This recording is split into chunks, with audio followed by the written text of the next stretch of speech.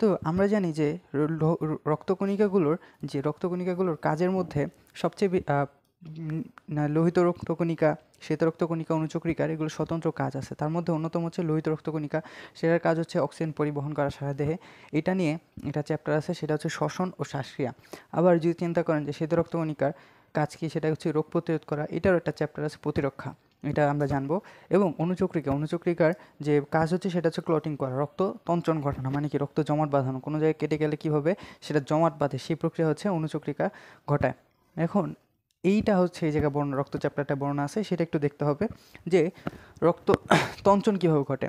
আচ্ছা, ধরুন কোনো জায়গায় রক্ত কেটে গেল, সেই জায়গায় অনর্গল রক্ত পড়তেছে না, কারণ আপনার এই অনুচক্রিকা কী করতেছে, সেই জায়গায় একটা জাল সৃষ্টি করে দিচ্ছে যাতে করে রক্তটা না পড়তে পারে। এবং এগুলো করার জন্য আপনার 13টা ফ্যাক্টর লাগবে। কয়টা ফ্যাক্টর ভাই? 13টা ফ্যাক্টর কাজ করে।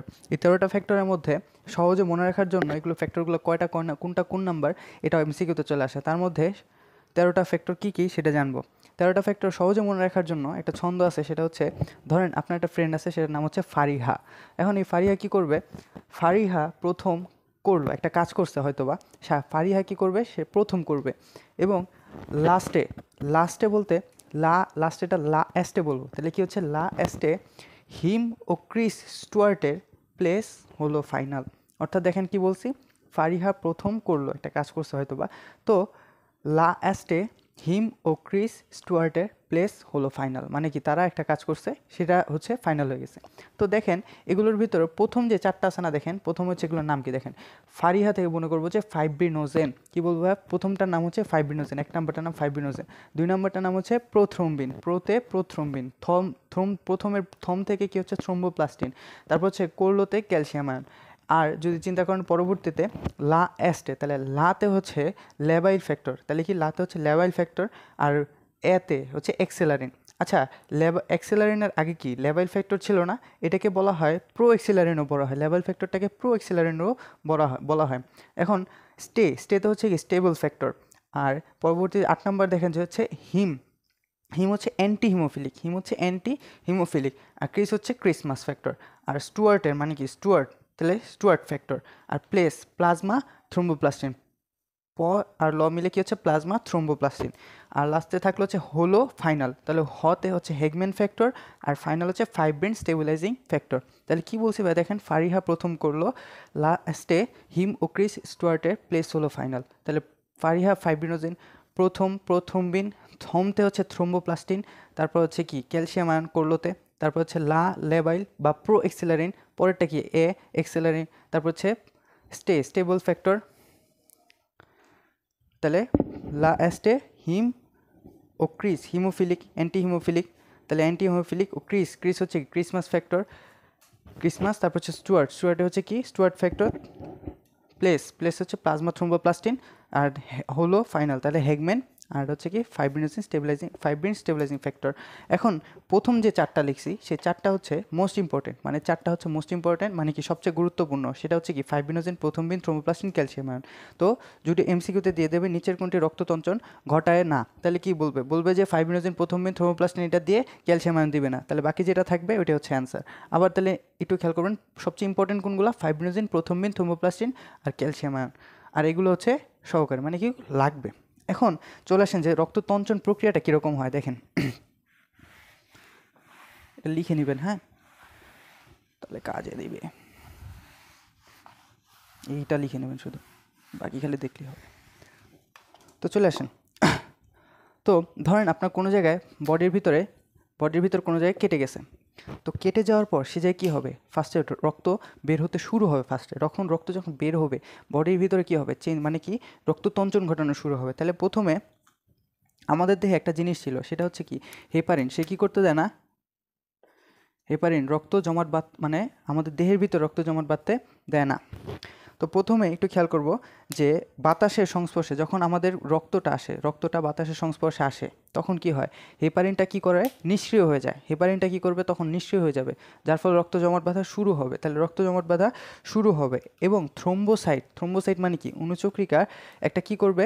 এনজাইম ক্ষরণ করবে। সেটা হচ্ছে ওই যে 3 নম্বর যেটা বা কি জানি থ্রোম্বোপ্লাস্টিন, তার নাম হচ্ছে থ্রোম্বোপ্লাস্টিন। 3 নম্বর ফ্যাক্টর হচ্ছে কি থ্রোম্বোপ্লাস্টিন। তাহলে থ্রোম্বোপ্লাস্টিন। এই থ্রোম্বোপ্লাস্টিন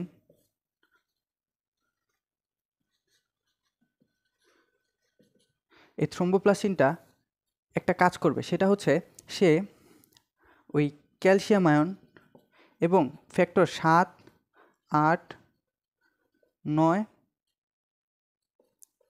এবং 10 এই কয়টা জিনিস নিয়ে সে এই প্রোথ্রম্বিনকে কী করবে, নিষ্ক্রিয় প্রোথ্রম্বিনকে,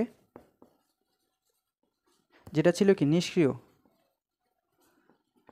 প্রোথ্রম্বিনকে কী করবে, থ্রম্বিনে পরিণত করবে। কী করবে, প্রোথ্রম্বিনকে থ্রম্বিনে পরিণত করবে। এখন এই সক্রিয় থ্রম্বিনে পরিণত করবে। এটা কি সক্রিয়?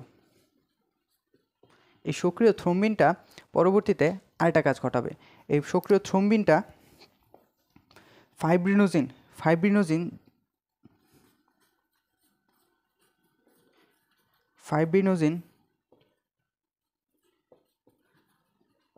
থ্রম্বিনটা ফাইব্রিনোজিনকে ফাইব্রিন মনোমারে কনভার্ট করবে। Fibrin monomer. তাহলে এই ফাইব্রিনোজিনটা কী করবে, ফাইব্রিন মনোমারে কনভার্ট করবে।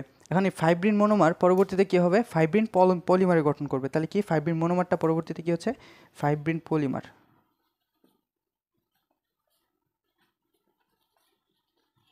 Fibrin polymer.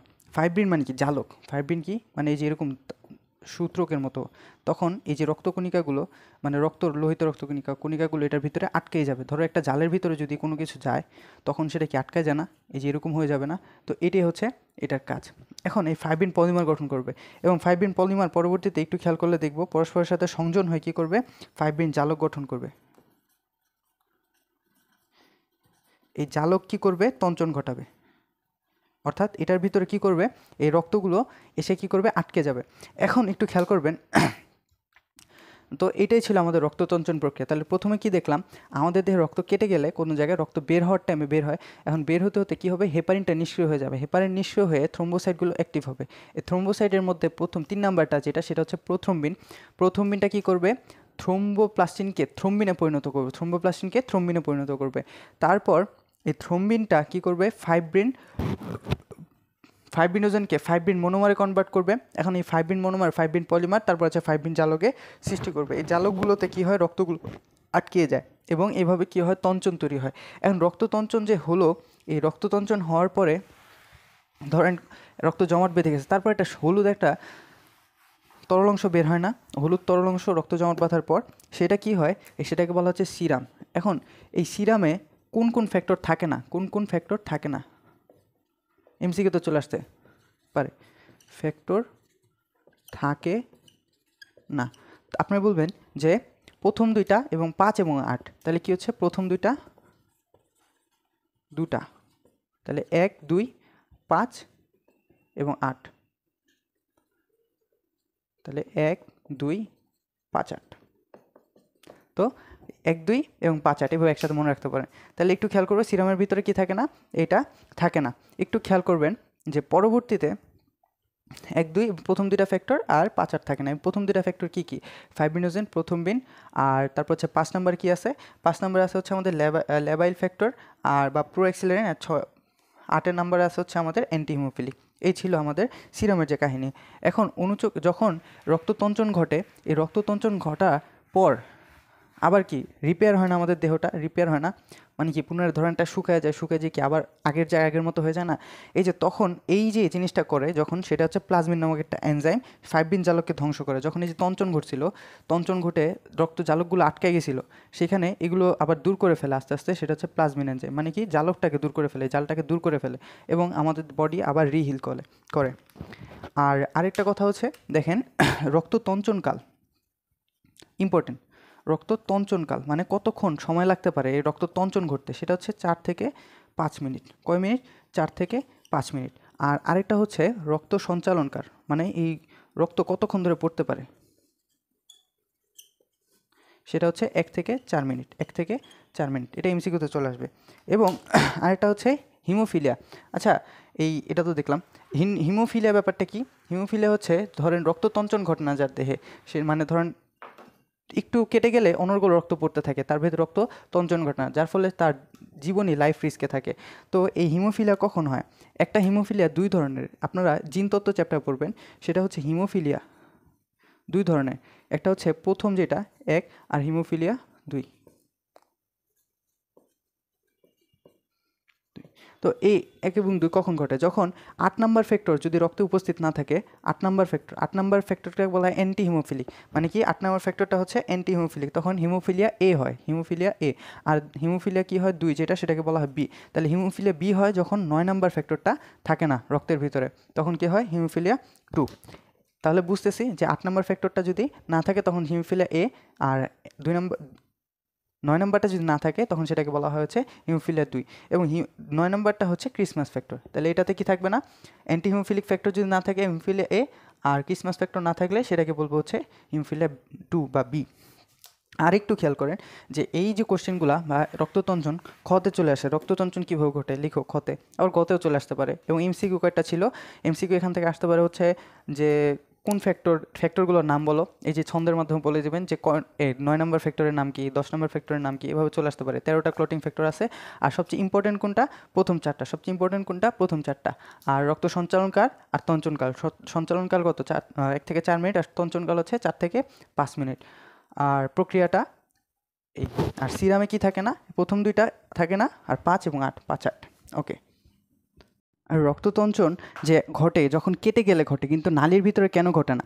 নালীর ভিতরে ঘটে না, তার কারণ হচ্ছে আমাদের দেহে কি থাকে না, হেপারিন থাকে। তো হেপারিনটা কী করে, রক্ত জমাট বাঁধতে দেয় না নালীর ভিতরে।